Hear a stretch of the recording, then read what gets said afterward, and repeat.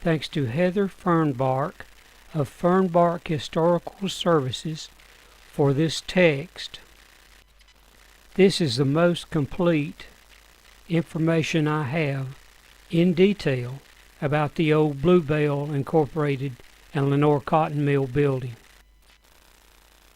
This is the last part, part 3 of 3.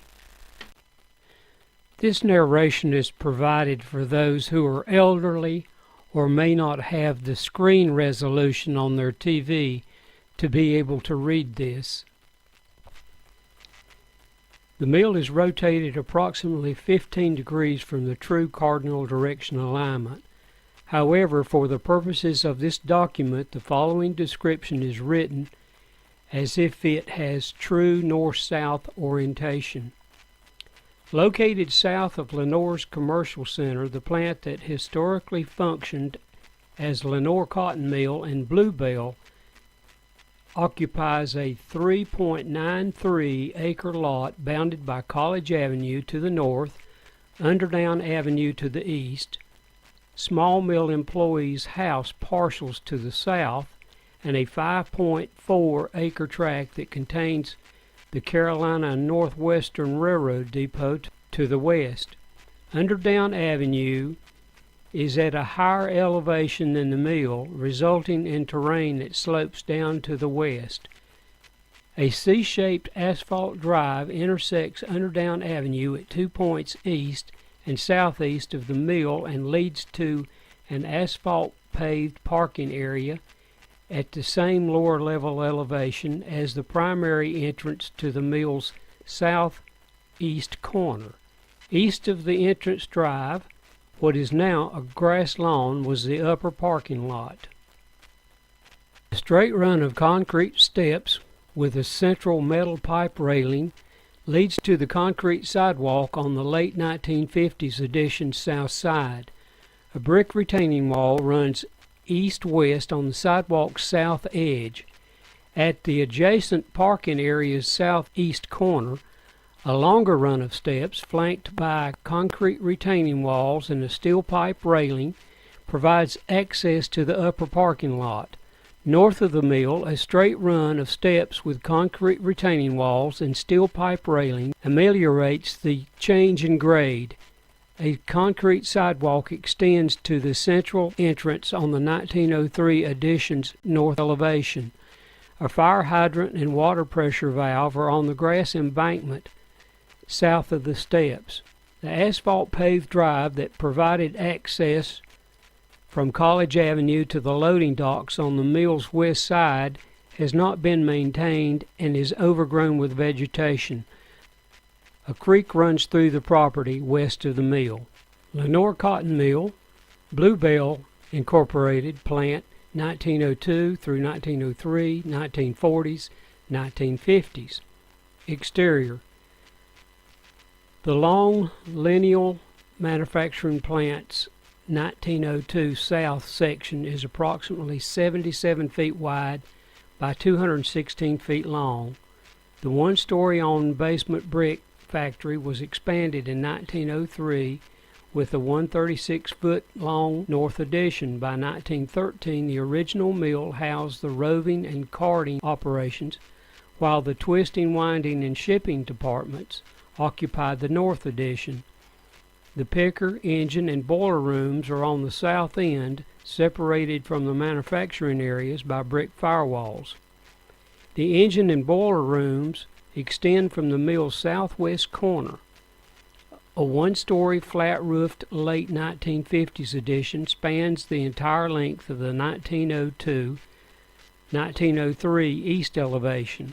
A series of one- and two-story brick additions erected from 1927 through the 50s project from the west elevation. The 1902-1903 building is characterized by a low-pitched gable roof with rounded rafter ends that support deep eaves, 5-to-1 common bond brick walls, tall segmental arched window, and door openings with the two-header coarse lintels. and slightly projecting wood window sills. Most 8/8 double-hung wood sash and 8-pane transoms are substantially intact, although covered with T111 panels. The 9-bay wide south elevation initially comprised 8 windows and a door in the east bay that provided access into the picker room. However, the door has been removed and the opening partially infilled with brick to allow for a windows installation. The picker's room east elevation is 2 bays deep. At the picker's room northeast corner, a 2-bay long, 1-bay deep brick office tower rises in 2 stages above the roof. Segmental arched 2-header course lintels surmount the lower stage windows. Corbelled seals and paired round arched corbelled lintels frame the upper stage openings. A corbelled cornice further ornaments the tower. Standing seam metal sheaths the pyramidal hip roof. A 1-story on basement engine room and single-level boiler room extend from the mill's southwest corner. The boiler room to the south has a blind east elevation, 2-bay south elevation, and a 3-bay west elevation. Interior access is possible from the engine room's basement as well as the exterior door on the boiler room's west elevation. A 1-story shed-roofed room projects from the south elevation's center. The engine room is 4 bays wide and 4 bays deep. The west elevation's basement fenestration now comprises, from north to south, a single-leaf entrance, a brick-enclosed window opening, and 2 windows covered with plywood. Segmental arched 2-header course lintels cap the 3 original openings. The rectangular window opening in the 2nd bay from the south end was a later addition. 3 brick courses separate that opening from the wood lintel of the upper level window opening above it. The upper level window opening has been infilled with brick and is at a lower elevation than the other 3 8/8 double-hung wood sash 8-pane transoms that illuminate the main floor.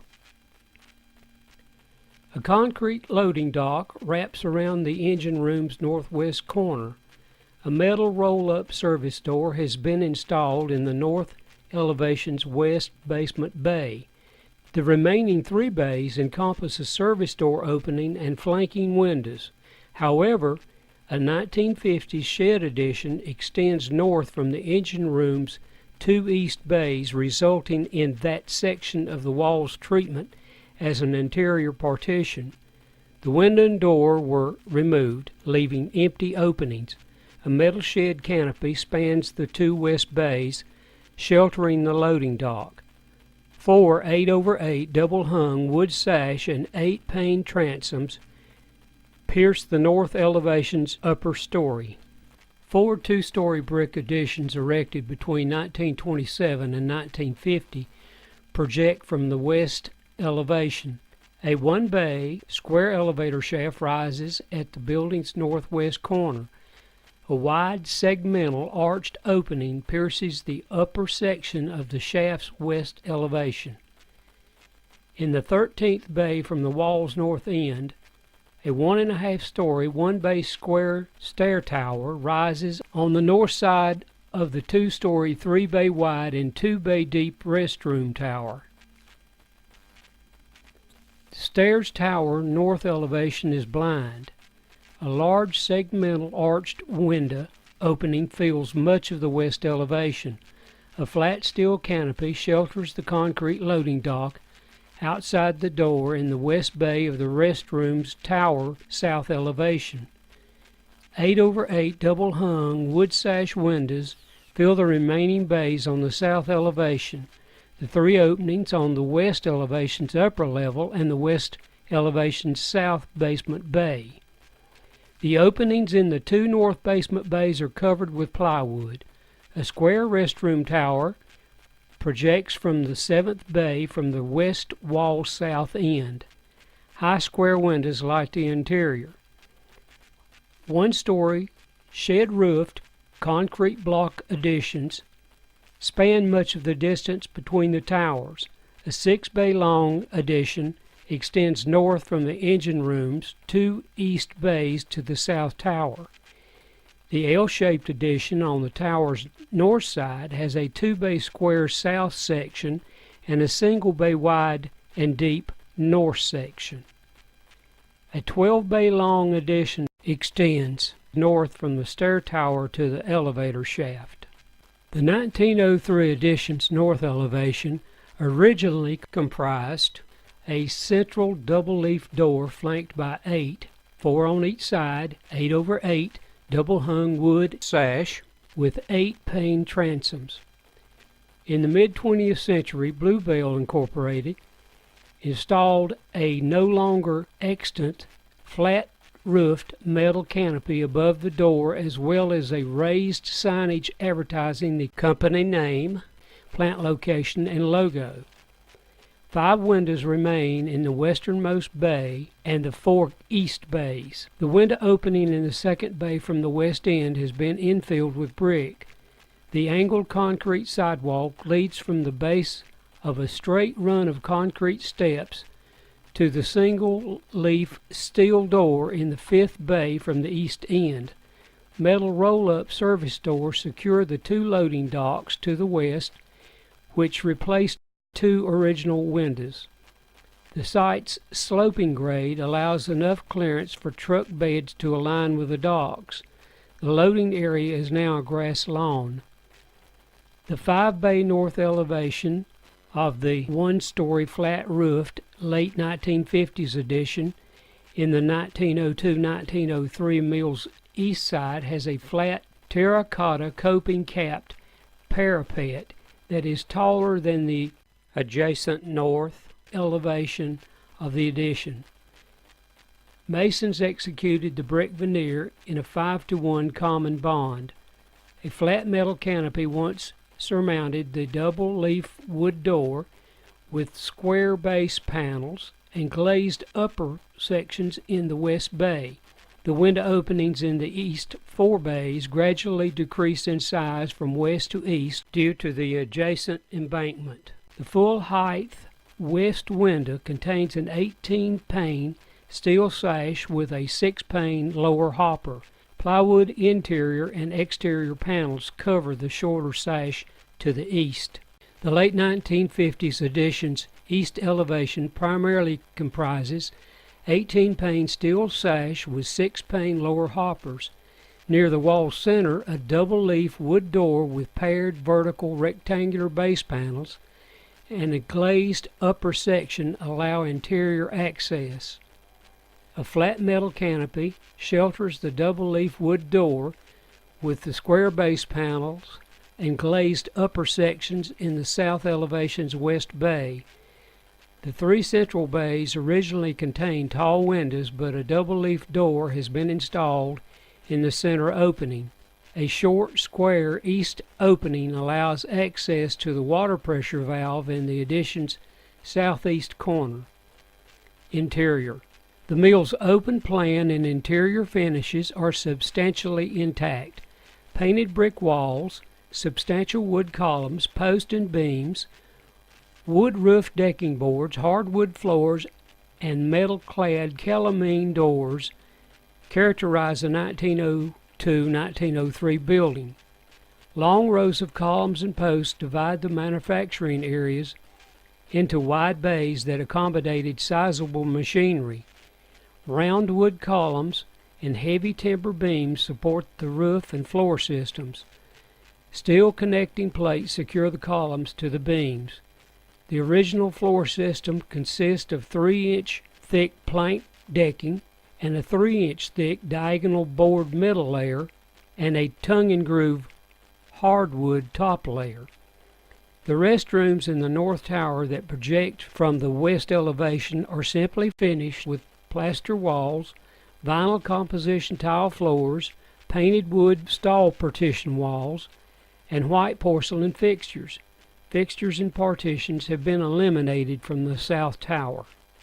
At the 1902 building's south end, a narrow corridor leads to what was an entrance vestibule adjacent to the narrow steps that provide access to the small office tower that rises in 2 stages above the roof. Such towers often housed factory whistles and/or water tanks that required elevation to gravity-fed sprinkler systems. A short railing comprised of square balusters, a matching flat handrail, and a square newel post with a flat square cap secures the lower stair run. The area west of the stairs is labeled Dust House on the Sanborn maps. Mid-20th century frame partition walls, some sheathed with faux wood paneling, divide the picker room into offices, a break room, a conference room, storage areas, and restrooms. The dropped ceiling's wood frame remains, but the acoustical tiles that were attached to it have been removed. On the engine's room south elevation, a straight run of stairs enclosed with a vertical board wall facilitates basement access. The open basement rooms are characterized by a robust, square, heavy timber post and beams. In a few instances, steel columns or I-beams have replaced some of the heavy timber post. The poured concrete floor provides a durable work surface. The boiler room, accessed from a door at the engine room's southwest corner, has a concrete floor and a high ceiling designed to accommodate sizable equipment. Heavy timber beams and wood roof decking boards supports the one-story west addition's low shed roofs. These areas are accessible from the basement, where windows have been removed in some 1902-1903 walls encapsulated by the additions. In other cases, portions of the walls between these mill sections have been demolished to create wide openings. These additions in the late 1950s one-story addition on the east elevation have open plans and concrete floors. In the late 1950s addition, flat steel trusses span the distance between the 1902 and 1903 mill's east elevation and the concrete block exterior wall. Corrugated metal decking supports the rubber membrane roof. Linear and pendant fluorescent lights, sprinkler system pipes, and a minimal amount of rigid metal ductwork and ventilation equipment hang from the ceilings throughout the plant. Surface-mounted metal conduit houses electrical wiring. Smokestack 1902 contributing structure. A round 100-foot tall, freestanding smokestack stands next to the boiler room's southwest corner. A stepped foundation supports the tapered stack executed in 6-to-1 common bond. A segmental arched 2-header course lintel tops the clean-out door on the base south side. Opening room erected between 1921 and 1927, contributing building. A one-story brick square opening room is southeast of the smokestack. The blind south and west walls rise to flat parapets above the low shed roof which slopes to the east. 2 20-pane steel sash with 8-pane lower hoppers pierce the north elevation. A wide door opening on the east elevation allows interior access. The wood floorboards have been removed and the joists are in poor condition. The south elevation initially abutted a one-story frame cotton warehouse to the south. The party wall was not intended to be exposed to the elements and was stuccoed on the warehouse side. The stucco has been partially removed and the brick is spalling.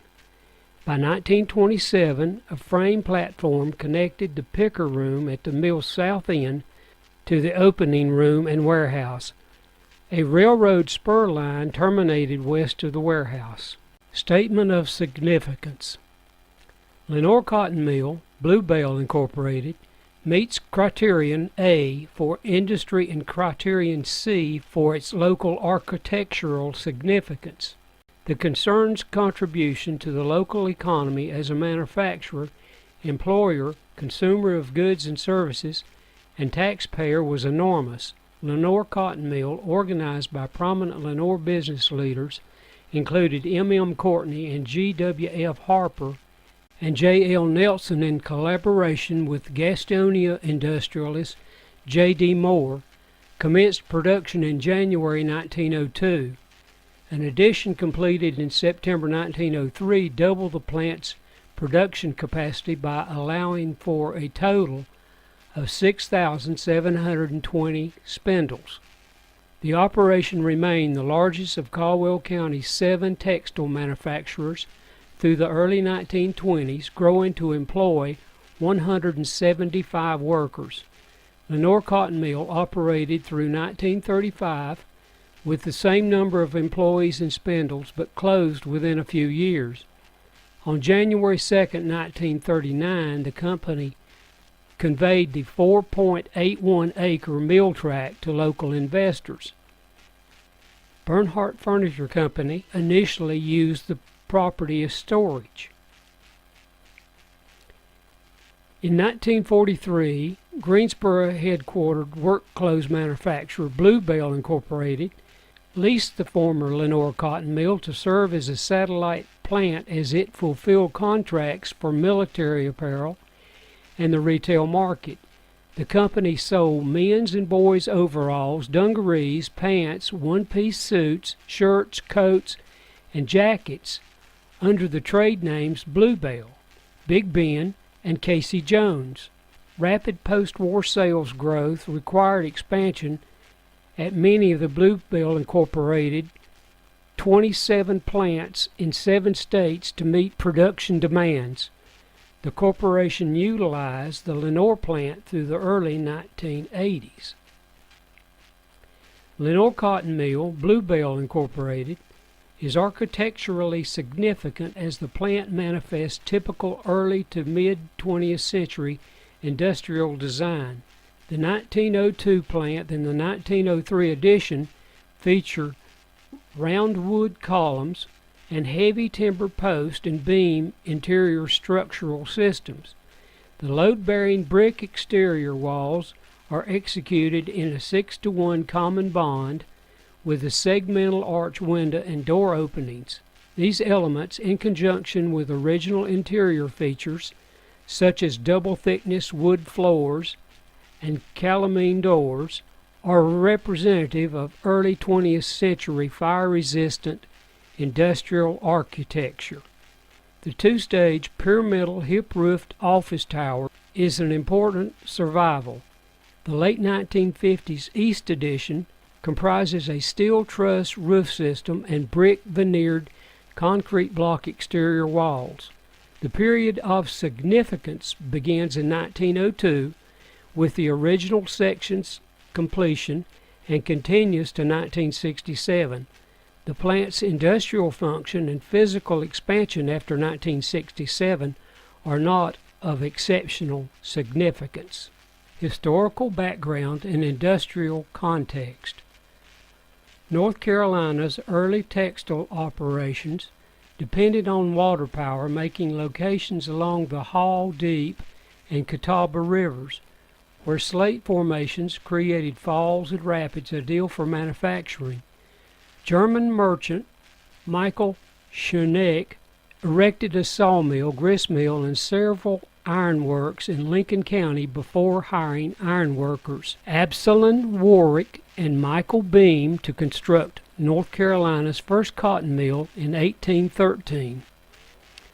Only a few other entrepreneurs attempted textile production before the late 1920s, when North Carolina legislature approved the incorporations of approximately 15 new companies.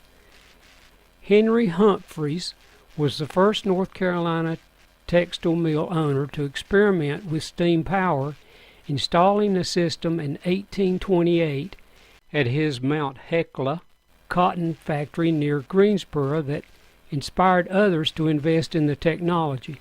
However, it was not until the late 1830s that industrialists such as Benjamin Elliott, Francis Fries, Edwin Michael Holt, Charles Mallet, John Motley Moorhead, and John Trollinger capitalized on the Piedmont's available sites, transportation, and labor force to establish spinning mills. Samuel Finley Patterson, James Harper, and his nephew, James Clarence Harper, organized Caldwell County's first textile mill, Patterson Manufacturing Company. The 1848 plant, situated north of Lenoir on the Yadkin River, produced wool and cotton plaids and sheeting. James Harper's son, Samuel Finley Harper, sold his interest in the company to Elkin industrialist Thomas Gwynn in 1877. However, S.F. Harper and his son James Harper headed the successor concern, Gwynn Harper Manufacturing Company, by the 1890s. Granite Falls Manufacturing Company, established by P.G. Moore around 1880 south of Hudson on Gunpowder Creek, was the county's earliest large-scale cotton yarn spinning enterprise. These and other textile mills initially relied on dams and water wheels to power their equipment.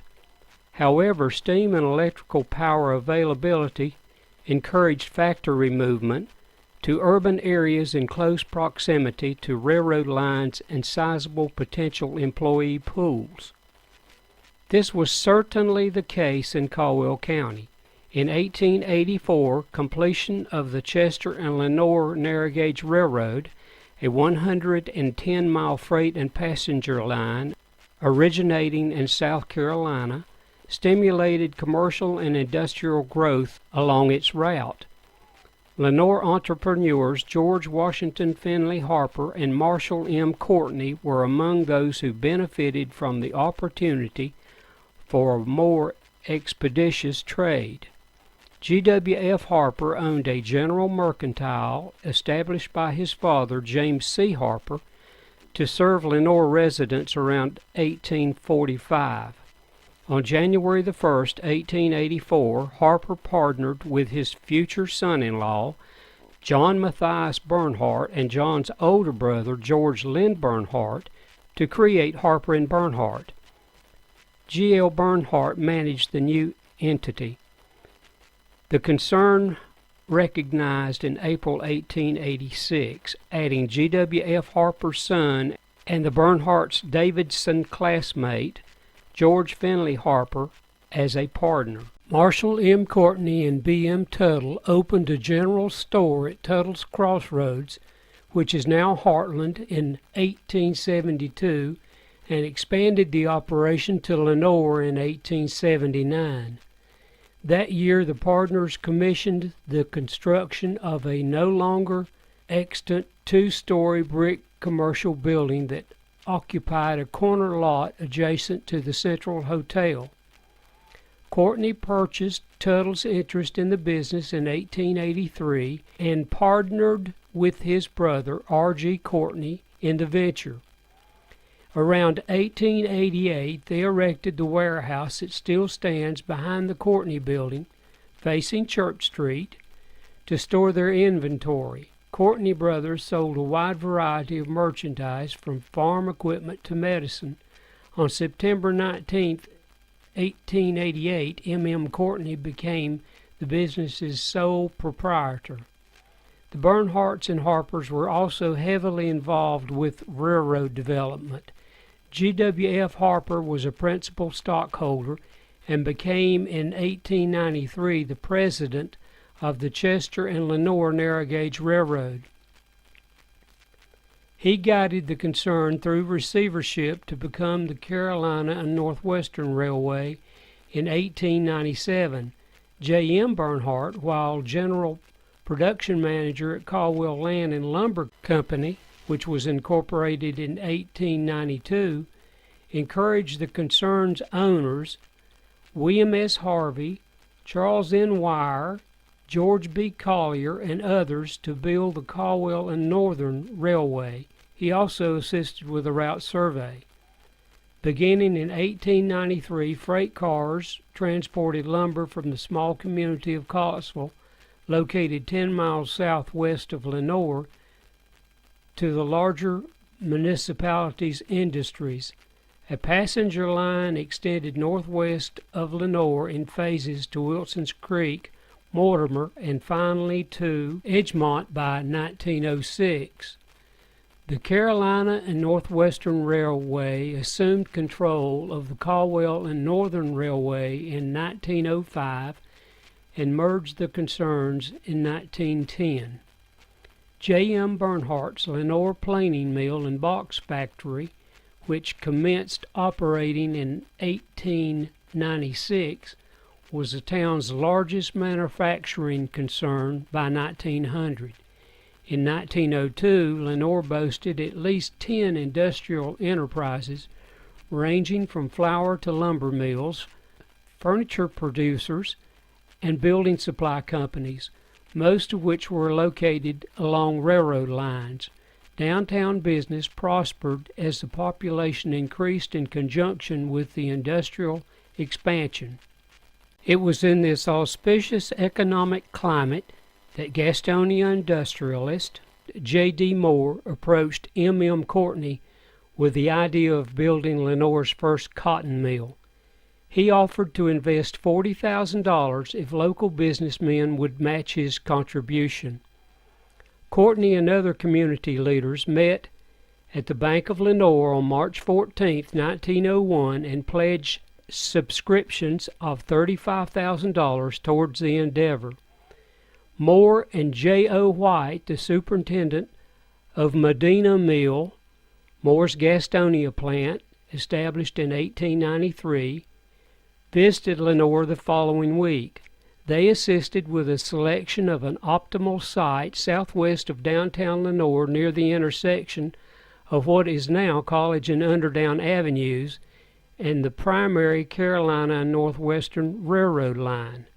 By the end of the month, stockholders organized Lenoir Cotton Mill and elected M.M. Courtney to serve as the company's president, G.W.F. Harper its vice president, and J.D. Moore its secretary and treasurer. These men, plus J.O. White, who would superintend the mill, and J.L. Nelson, comprised the board of directors. On April 22, 1901, Lenoir Cotton Mill paid G.F. Harper and his wife Frances C. Harper and James H. Bell $2,000 for 3 tracts encompassing approximately 20 acres. That month, the company awarded P. L. Baker and G. L. Bernhardt a contract to erect 12 employee residences and to supply windows, doors, and other wood elements for the mill. J. W. Harris and Artie Johnson finished painting the dwellings in early August, which was also when masons began laying the factory's brick walls. Journalists proclaimed that these cottages were neat, convenient, and should serve as models for those building other mill villages. The factory's metal roof was substantially complete in early December. In January 1902, contractors including Gastonia plumber A. H. Tuttle had almost finished work and equipment was being installed. As the endeavor prospered, the company announced in early December 1902 plans to erect an addition, and at that time, mill workers utilized 3,360 spindles to spin Egyptian cotton yarn. J. W. Sudworth began expanding the building in March 1903 and completed the work in September. The approximately $70,000, 136-foot-long addition doubled the plant's production capacity by allowing for a total of 6,720 spindles. A new engine powered the equipment. In 1904, 150 employees spun 40 to 70 gauge 2- and 3-ply yarn sold by the Philadelphia agency Charles J. Webb and Company. F. C. White and T. A. Wright both from Gastonia, oversaw the mill's operation. Barney Barton Hayes managed the carding and spinning department from January 1902 until 1904, when he became the superintendent of the newly established Hudson Cotton Manufacturing Company. Lenoir Cotton Mill's administrative offices soon required more space. The company elected in March 1904 to utilize the Main Street building that formerly housed the Bank of Lenoir for this purpose. Staff occupied newly remodeled offices in June. In addition to the Modena Mill and the Lenoir Cotton Mill, J.D. Moore had invested in textile concerns including Hudson Cotton Manufacturing Company and Dallas Cotton Mills in Gaston County, organized in 1890. Following Moore's August 1905 death, Lenoir Cotton Mill stockholders elected his son H.B. Moore to serve as the company's secretary and J.L. Nelson as its treasurer. The business reported earnings of $22,500 during the second half of 1905. Industrial ventures continued to proliferate as the decade progressed. In 1905, F.P., J.C., and William Moore commenced constructing a factory to house Moore Furniture Company, incorporated in 1906 by stockholders including J.P. Coffey and H.T. Newland. Approximately 100 employees fabricated case goods and tables that year. Other recently created manufacturing endeavors, including Lenoir Brick and Tile, Prince Harness, Lenoir Clothing, J.H. Coffey Wagon, Lenoir Bottling, and Blue Ridge Bobbing and Handle Companies. In 1908, J.M. Bernhardt, who had been supplying Moore Furniture Company with lumber, acquired majority interest in that firm and incorporated Bernhardt Manufacturing Company, which specialized in bedroom and dining room furniture. Investors organized two textile mills that began operating near Lenoir in 1907. Contractors erected Whitnell Cotton Mill in April 1907 on a site in Freeland, a community 3 miles south of the county seat. G.L. Bernhardt served as the concern's president, G.F. Harper its vice president, and J.L. Nelson its secretary-treasurer. The company's offices were in Lenoir. Globe resident F.P. Moore and Joe C. Moore, H.B. Moore, and M.G. Shearer, all of Lenoir, incorporated Moore Cotton Mill in July. J.O. White was the concern's general manager. The group acquired acreage north of Lenoir, upon which a mill was soon built. Both enterprises produced cotton yarn. In 1910, Lenoir Cotton Mill remained Caldwell County's largest spinning plant with 150 employees, 6,720 spindles. Hudson Cotton Manufacturing Company housed 5,376 spindles, Whitnell Cotton Mill, 5,000 spindles, and Moore's Cotton Mill, 60 employees, operated 3,400 spindles. The furniture industry also experienced rapid growth. By 1913, Caldwell County entrepreneurs had opened 7 furniture factories. T.J. Lutz operated the Hudson Chair Company. W.J. Lenoir was Caldwell Furniture Company's proprietor. G.F. Harper owned Harper Furniture Company. L.H. Tuttle Kent created Coffee Manufacturing Company. R.B. Dula founded Lenoir Chair Manufacturing Company, and O.P. Lutz managed the Moore Stone Chair Company. Thomas Brawhill led Lenoir Furniture Company, created in 1912 when he assumed control of Kent Furniture Company. J.M. Bernhardt, T.H. Brawhill, and other Lenoir entrepreneurs traveled throughout the country to represent their businesses at trade shows. In 1914, Bernhardt expanded his planing operation to Boynton, Virginia, where he commissioned the construction of a mill. He subsequently closed his Lenoir box factory and planing mill. J. L. Nelson and J. O. White continued to lead the consortium of Hudson, Lenoir, Moore, and Whitnall mills, sometimes referred to as the Nelson Group of mills. The offices consolidated in July 1920 and moved from Gastonia to Lenoir. Administrative staff included J. L. Nelson, Jr., appointed that month to serve as company's assistant treasurer and manager. M. M. Courtney remained Lenoir Cotton Mills president until his July 1921 death, after which J. H. Bell headed the concern. In July 1922, engineers from Greenville, South Carolina, based Lockwood Green and Company's Charlotte offices, planned the electrification of Hudson, Lenoir, Moore, and Whitnall mills, as well as a steel cotton mill.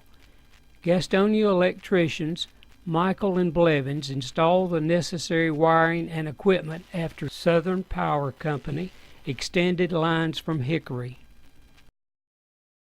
Lenoir Cotton Mill's workforce grew slightly by 1925, when 175 employees operated 6,720 ring spindles under F. C. White's direction. The plant remained profitable, but was no longer the largest of the 7 spinning concerns in Lenoir and the vicinity. Caldwell County Cotton Mill Company, incorporated in 1923, had installed 6,048 ring spindles, 3,024 twisting spindles, and 20 cards in its Hudson plant.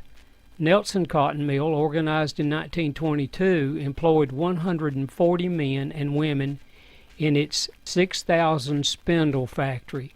At Steel Cotton Mill, located on College Avenue opposite Lenoir Cotton Mill, Superintendent J. P. Chester managed 100 workers who spun cotton yarns on 6,020 ring spindles.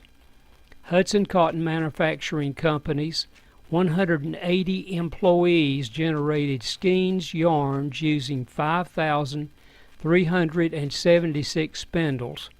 Whitnall Cotton Mill's 165 laborers generated peeler yarns on 6,276 spindles, and Moore Cotton Mill's 140 operatives ran 5,376 spindles.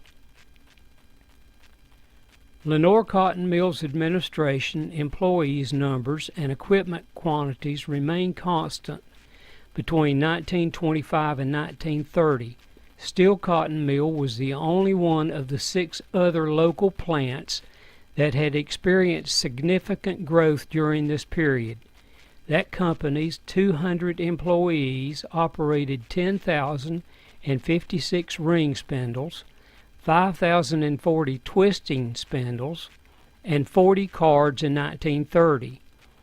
Diversification was particularly important during the early 1930s, when the Great Depression brought challenges to the textile industry nationwide. Mechanization transformed manufacturing operations, and more efficient equipment resulted in mill employee layoffs. Job loss, decreased pay, and poor working conditions thus made unions more appealing to mill workers. The depressed economy further contributed to pay cuts and job losses, and set the stage for mill employees across the South to participate in the general textile strike of 1934, which closed down textile mills throughout the region. Many mill owners fired known union members and sympathizers. Union efforts were not in vain, however, as the Roosevelt administration's social and economic reform programs eventually resulted in the institution of a 40-hour work week and increased worker pay. Lenoir Cotton Mill navigated these challenges, operating through 1935 with the same number of employees and spindles, but closed within a few years. On January 2, 1939, the company conveyed the 4.81-acre mill tract to John M. Bernhardt's sons, George H. Bernhardt and John C. Bernhardt, who led Bernhardt Furniture Company, and Andrew S. Nelson, an automotive dealer and gas and oil distributor. Bernhardt Furniture Company initially used the property as storage. Only 3 Lenoir textile manufacturers, O.P. Lutz Hosiery Mill, Moore Cotton Mill, and Steel Cotton Mill, reported production in 1939. However, as the economy began to recover, the Lenoir Board of Trade stated that the city's 12 furniture plants employed thousands of workers, and related manufacturers, makers of mirrors, veneers, and other products used by the furniture industry, provided more jobs. Lenoir had 3 hospitals, 3 residential suburbs, and a Donald Ross designed golf course, and was said to be the state's fastest growing city since World War I. The population numbered 12,000, triple that of 1920, and downtown included 5 hardware and furniture stores and 4 drugstores. By the beginning of the 1940s, 33 Lenoir industrial plants provided work for 5,000 people, and local manufacturers sold products in Canada and Mexico as well as in every state. An article in the September 1941 Centennial edition of Lenoir News Topic claimed that Lenoir was the second largest furniture manufacturing city. Caldwell County then contained 12 cotton mills and 5 hosiery mills, 2 of which O.P. Lutz Hosiery Mill and Steel Cotton Mill were in Lenoir. World War II brought new challenges and opportunities. Approximately 4,327 Caldwell County residents served in the military during the war, and those left behind were occupied with the effort in a variety of ways, from participating in bond drives to filling vacant positions at mills and factories that accelerated their production to meet the needs of servicemen and women. Industrial jobs rose by 75% in the South over the course of World War II, with traditionally unemployed groups such as women, African Americans, and the elderly receiving invaluable education, training, and experience. Output soared after May 1943, when President Franklin D. Roosevelt established the Office of War Mobilization to coordinate a diverse array of support endeavors, including manufacturing, scientific research, and agricultural production. Repurposing of vacant industrial complexes was commonly employed to facilitate expedited production. Greensboro headquarter work clothes manufacturer Bluebell Incorporated benefited from this initiative. In order to fulfill contracts for military apparel in the retail market, the company leased the former Lenoir Cotton Mill to serve as a satellite plant in 1943.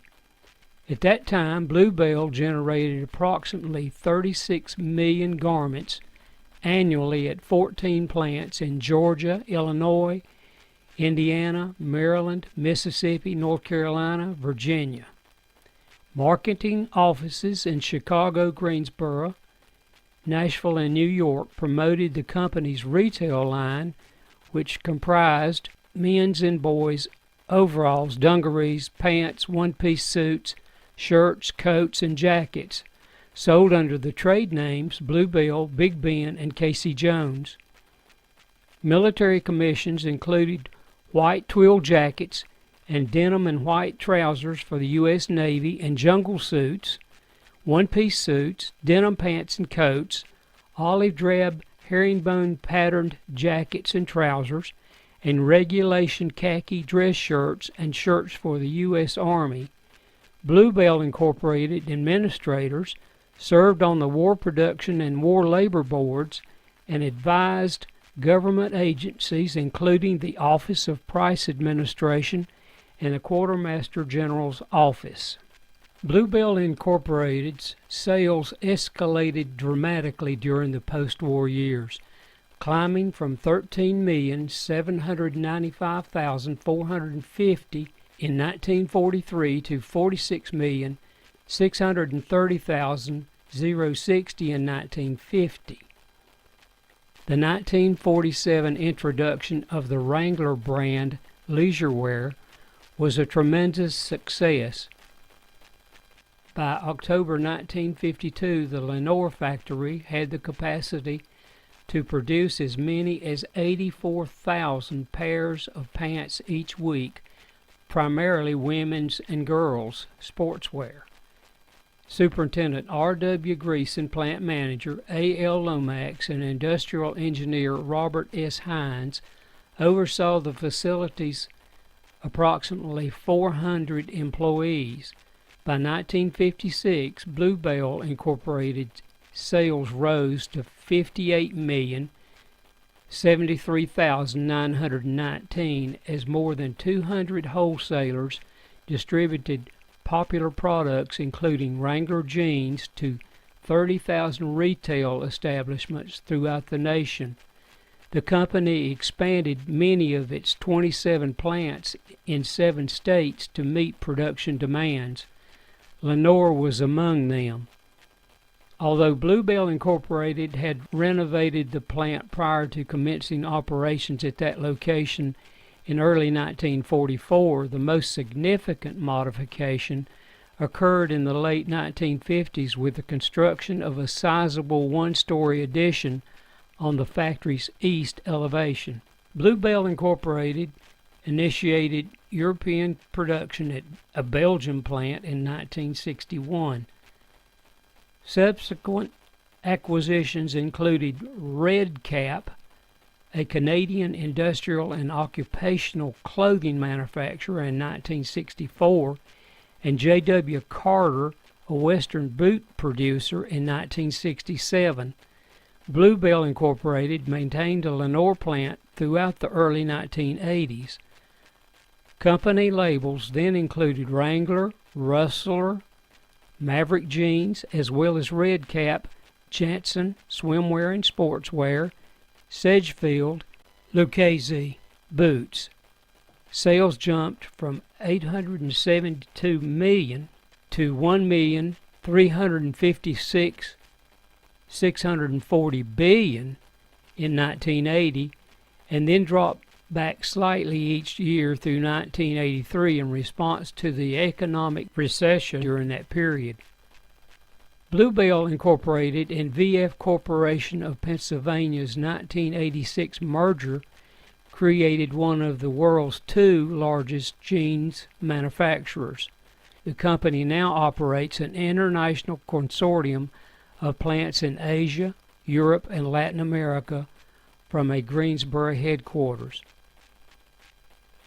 On December 1, 1944, A.S. Nelson and his wife Janice N. Nelson conveyed their 1/4 undivided interest in the former Lenoir cotton mill property to George H. Bernhardt.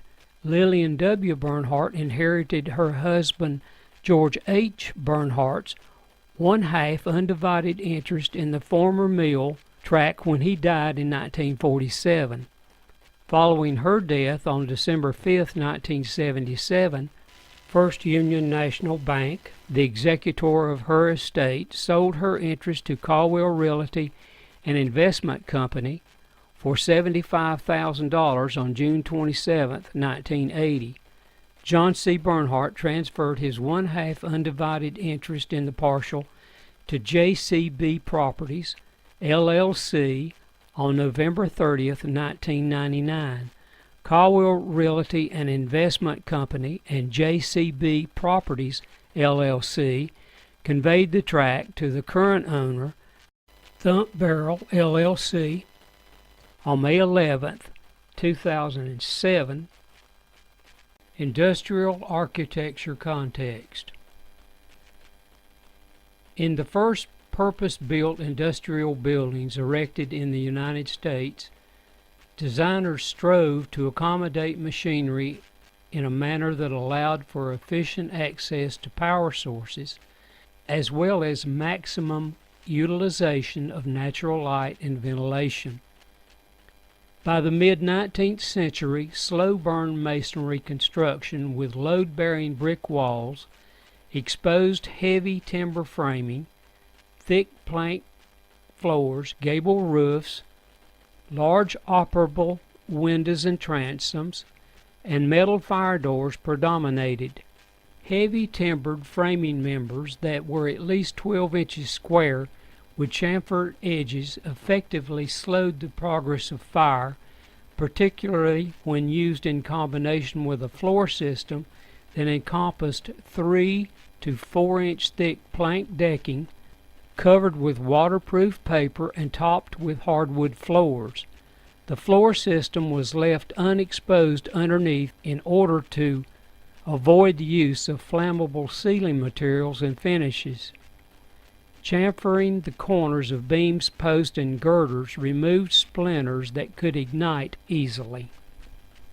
During the late 19th century, mill and factory design evolved from a vernacular process whereby owners worked with builders who created edifices based on mutually understood norms to a field dominated by professionally trained mill engineers who designed industrial buildings and supervised their construction. Standards imposed by machinery manufacturers and insurance companies also guided industrial architecture's evolution. In order to minimize fire risk, stairwells, which would serve as conduits for fire movement between floors, were located in projecting stair towers. Brick interior walls and galvanized sheet metal clad solid core wood doors known as calamine doors separated the mill sections where fires might start or spread rapidly. These heavy doors would automatically close in case of a fire, as the heat would melt a soft metal link in the door's counterweight assembly and the door would slide shut on a sloped metal track. As an additional precaution, water reservoirs and elevated water tanks supplied automatic sprinkler systems in many industrial complexes. As the 20th century dawned, architects and engineers continued to plan manufacturing complexes with function rather than aesthetics in mind. However, new building materials, technology, and forms manifested efficiency, modernity, and economic progress. Mill and factory designers began to specify steel and reinforced concrete columns and beams in conjunction with brick, concrete, terracotta block, or tile curtain walls that provided structural bracing but did not carry any weight. Bands of steel frame multi-pane windows and roof monitors provided workers with an abundant light and ventilation.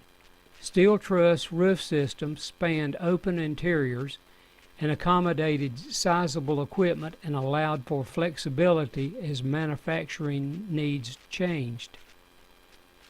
Although structural systems for some late 19th century industrial buildings included cast iron or wrought iron columns or steel posts and beams, high cost greatly limited the materials use until the early 20th century. The ability to withstand the weight and vibrations of heavy machinery without failing contributed to the popularity of structural steel construction, as did the ease of fabricating framing systems from standard factory-generated parts. Typical elements include I, T, and H and box-shaped columns and beams, round posts, and reinforcing plates, angles, and webs. Steel components could be riveted together, creating strong connections, and tended to be smaller and lighter than heavy timber or iron framing members. This allowed for wider and taller buildings with more square footage for equipment. The popularity of flat roofs and sizable roof monitors also resulted in structural steel framing prevalence.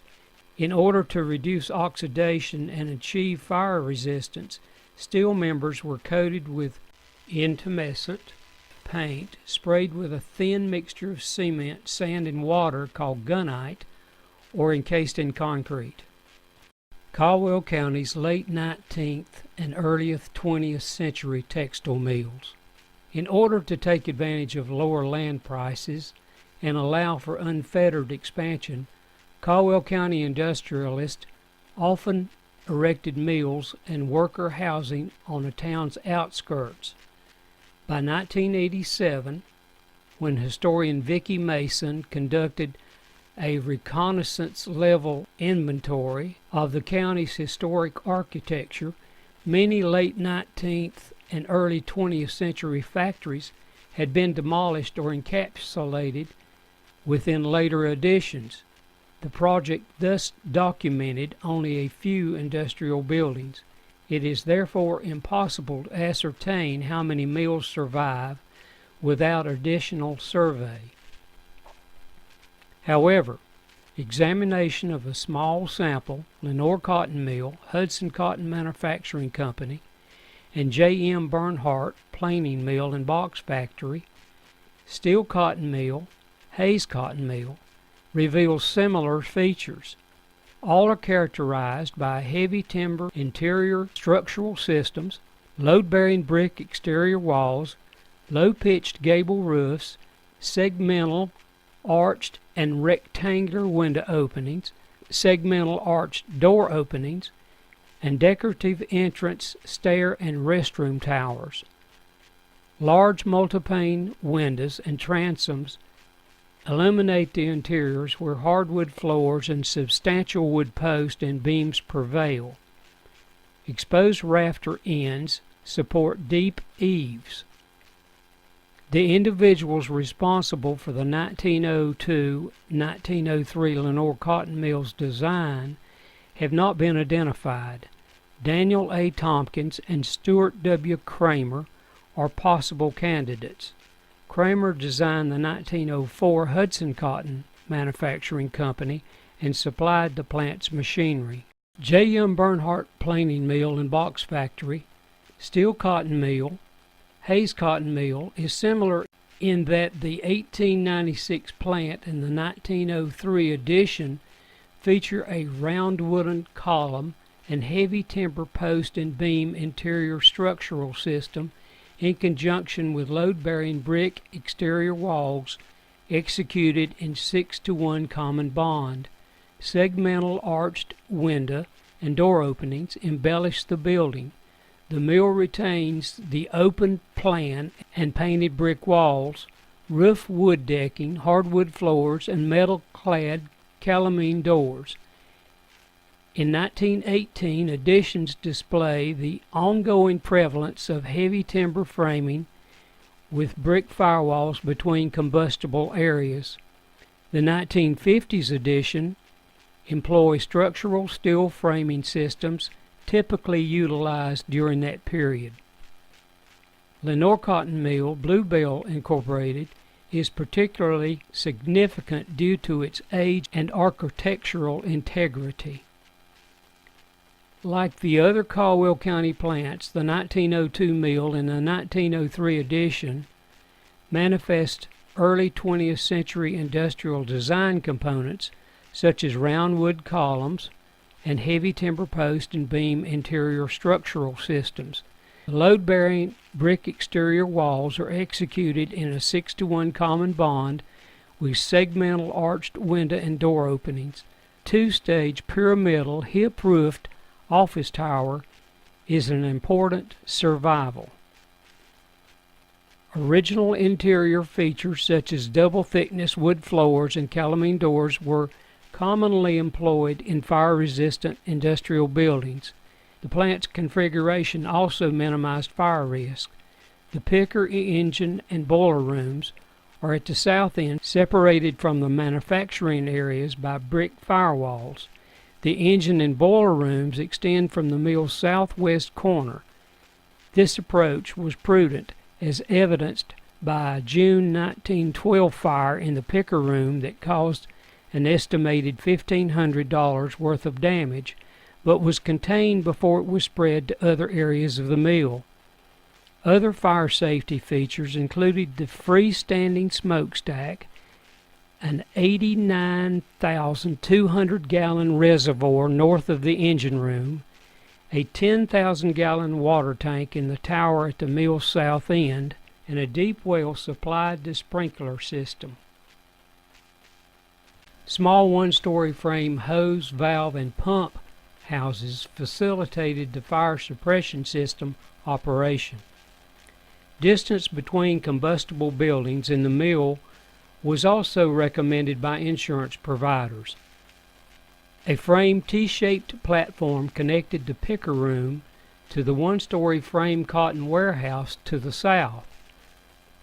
A similar platform extended from the warehouse's west elevation toward the railroad. A one-story frame shed stood east of the warehouse.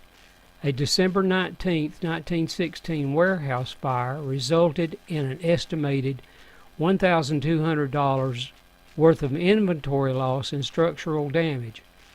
North of the mill, a one-story frame cotton waste house was located adjacent to the railroad and College Avenue. Please donate and support our Caldwell Heritage Museum, 112 Vaden Street, Lenoir, North Carolina, 28645. Become a volunteer. You'd love it.